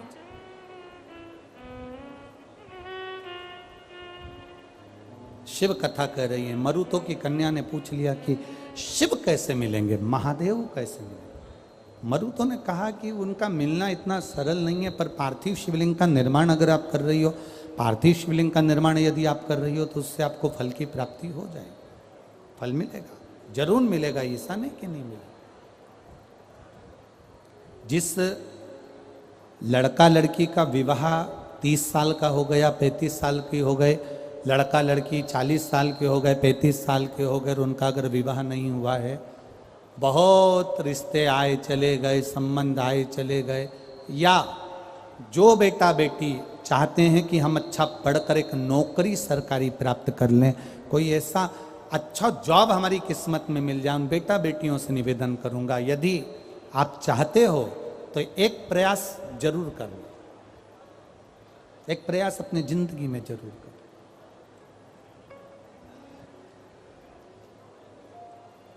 शिवलिंग समझ लेना जरा अच्छे से। शिवलिंग जलाधारी गणेश, कार्तिकेय, अशोक सुंदरी, और ये शिवलिंग, और ऊपर भगवान शिव की 5 बेटियां, जया, विषहरा, शामली बारी, दौतली, देव। 3 प्रदोष या 3 शिवरात्रि। कितनी प्रदोष? 3 या 3 शिवरात्रि। मेरा बेटा बेटियों से निवेदन है, जो अच्छी पढ़ाई कर रहे हैं, मेहनत करो, अच्छा पढ़ो, और मेहनत के साथ में जब कंपटीशन एग्जाम में बैठने का समय आए, 3 स्थान जहां पर आपको, प्रथम अशोक सुंदरी, अशोक सुंदरी की जगह पर जब आप बेलपत्र समर्पित करेंगे तो डंडी का मुख जहां से पानी बहता है उस स्थान पर रखेंगे। दूसरा, शमी का पत्ता, शमी का पत्ता। दूसरा, शमी के पत्र को देवादिदेव महादेव पर जब आप समर्पित करेंगे तो उसका डंडी का मुख भी जहां से जल बहता है उस ओर रखेंगे। और तीसरे नंबर पर है आंख का पुष्प। एक पुष्प होता है आंख का सफेद, और एक पुष्प होता है हल्का सा नीला। करें दर्शन आप लोगों ने? जम के तो बोलो जरा, करें ना? एक सफेद होता है, एक हल्का सा नीला होता है। सफेद आंख का जो पुष्प होता है वो केवल देवादिदेव महादेव का एक स्वरूप होता है, और हल्का सा जिसमें गुलाबीपन, नीलापन होता है वो शिव, पार्वती, गणेश, कार्तिकेय, अशोक सुंदरी, जया, विषहरा, सामरीबारी, दौतली, देव और शिव जी के जितने गण हैं उन सबका प्रतीक होता है। तो तीसरे नंबर का जो आंख का गुलाबी कलर या हल्का नीला सा जो पुष्प होता है, उस 5 पुष्प का गुच्छ मां जगत जननी का जो स्थान है जलाधारी, जहां अगर आप इधर बैठे हो तो उसकी विपरीत दिशा, इधर बैठे हो तो उसकी विपरीत दिशा, इधर बैठे हो तो उसकी विपरीत दिशा, विपरीत दिशा में उस पुष्प को समर्पित करना है। अच्छी पढ़ाई करो, अच्छी मेहनत करो, और मेहनत के साथ में जब कंपटीशन एग्जाम के लिए जा रहे हो उस जगह पर, सीए की पढ़ाई भी कर रहे हो, चाहे किसी भी पढ़ाई में लगे हो, मेहनत के साथ में बाबा देवादिदेव महादेव को 3 प्रदोष या 3 शिवरात्रि आप दिल से बाबा को समर्पित कर कर, बाबा से प्रार्थना कर कर अशोक सुंदरी पर चढ़ाई हुई बेलपत्र को वापिस लेकर आइए। जिस विद्या स्थल पर आप पढ़ाई करते हो, जिस कमरे में आप रहते हो, वहाँ उस बेलपत्र को 3 प्रदोष की या 3 शिवरात्रि की बेलपत्र रखिए। जिस समय बाबा आपकी नौकरी लगा दे, ये 3 बेलपत्र एक साथ किसी भी प्रदोष पर शिव जी को समर्पित करिए। ये शिव तत्व है। आप मेहनत करें, खूब मेहनत करें, कंपटीशन एग्जाम के लिए जितनी कोचिंग कर सकते करो, मेहनत करना उतना करो, जितना करते हो उससे 4 गुना ज्यादा करो, और उसके साथ में देवादिदेव महादेव से प्रार्थना, तेरा ही दिया मैंने खाया पिया है, तेरा शुक्रिया है, तेरा शुक्रिया है, अब जिनका मंगल विवाह नहीं हो रहा, 30 साल हो गए, 35 साल हो गए, 40 साल हो गए, उनके लिए भी वर्णन आता है। एक बेलपत्र, एक शमी पत्र और महाराज वही आंकड़े का पुष्प 5 अपने हाथ में लेकर, बेलपत्री का वृक्ष जो होता है उस वृक्ष के नीचे उसको रखकर शंकर भगवान के मूल मंत्र का स्मरण करते हुए, चाहे तो आप पंचाक्षर करें, चाहे आप षडाक्षर करें, चाहे आप श्री शिवाय नमस्तुभ्यम करें, केवल जो जल का पात्र है वो जल के पात्र से 5 बार जल समर्पित कर कर, बेलपत्री के वृक्ष की 7 परिक्रमा कर कर, बाबा से प्रार्थना कर कर उस पत्ती पुष्प को लेकर वापिस सजाएं, पूजन वाली जगह पर उसको रख दीजिए और बाबा कृपा करेगा, जितना जल्दी होगा उतना मंगल विवाह आपका पक्का कराएगा, ये निश्चित। बेलपत्र का पूजन, कहीं दूर जाने की जरूरत नहीं है हमको भगवान को पाने के लिए। तुम्हारे घर के पास में जो शिवालय हो, तुम्हारे घर के पास में जो देवालय हो, हम वहां भगवान की आराधना करें, हम वहां आराधना। अब मन तो तुम्हारा करता है मैं केदारनाथ चले जाऊं, मन तुम्हारा करता है मैं अमरनाथ चले जाऊं, और मालूम पड़े घर के पास में शंकर जी का मंदिर, कभी दर्शन करने नहीं गया और क्या क्या केदारनाथ चले जाऊं। शंकर भगवान मन में सोचे हाँ मत जाना। जब पास में शिवालय है, पास में देवालय है, तो तू प्रणाम करने नहीं आ रहा, कहां वहां आ रहा है। शिव कथा कह रही है, मरुतों की कन्या सुयशा ने आराधना करी है शिव की। एक बड़ा सुंदर संवाद जो अपन श्रवण कर रहे हैं, शिव के पूजन का फल हमें मिलता जो, भगवान शंकर की आराधना का फल हमें मिलता है और प्राप्त जरूर होता है। एक पत्र किसी बहन ने लिखा है, मेरे पिताजी का नाम महेश चौरसिया है, मेरा नाम दीपा चौरसिया है, मैं कालपी जिला जालौन उत्तर प्रदेश की रहने वाली हूँ। कहीं बैठी हैं हाथ हिला सकती हैं, अगर कहीं बैठी हो तो हाथ हिला सकती हैं। मेरा मोबाइल नंबर ये है, मैं आँखों से अंधी हूँ, मेरा फोटो लगा रही हूँ, मैं आई नहीं हूँ, मेरी माँ ही है कथा में फोटो लगाया है। मेरी दोनों आंखें नहीं हैं, मैं अंधी हूँ आंखों से। मेरी माँ मुझसे कहती है, मैंने अंधशाला में पढ़ाई करी, एमए करा, पर मेरी नौकरी नहीं लगी। मेरी माँ से मैंने कहा, माँ आँख से अंधे हैं, कोई नौकरी लगती है क्या? माँ कहती है, शिव की आराधना करने वाले के लिए सब सरल है। मेरी माँ ने मुझे पशुपतिनाथ का व्रत करवाया, हाथ पकड़कर मंदिर ले जाती, पूजन कराती। जब एग्ज़ाम का टाइम आया, कंपटीशन एग्ज़ाम का टाइम आया, तब मेरी माँ ने बेलपत्री पर शहद लगाकर शिव जी को चढ़वाया। फिर भी मैं कंपटीशन एग्ज़ाम में पास नहीं हुई। गुरुजी, बेलपत्र पर शहद लगाने के बाद भी जब मैं पास नहीं हुई तो मैं हताश हो गई। माँ तूने पूजन कराई तो भी मेरा कुछ नहीं हुआ। मेरी माँ ने कहा कोई बात नहीं, अगला एग्ज़ाम देंगे ना फिर करेंगे। वापिस पशुपति व्रत करा, अगला एग्ज़ाम फिर आया, फिर बेलपत्री पर शहद लगाकर शिव जी को चढ़ाया और बाबा की कृपा का मैं क्या वर्णन करूं गुरुदेव। 8 मई 2022 को बाबा की कृपा से रेलवे में मेरी नौकरी लग गई है। मैं बाबा को यहाँ प्रणाम करने के लिए आई। गुरुजी,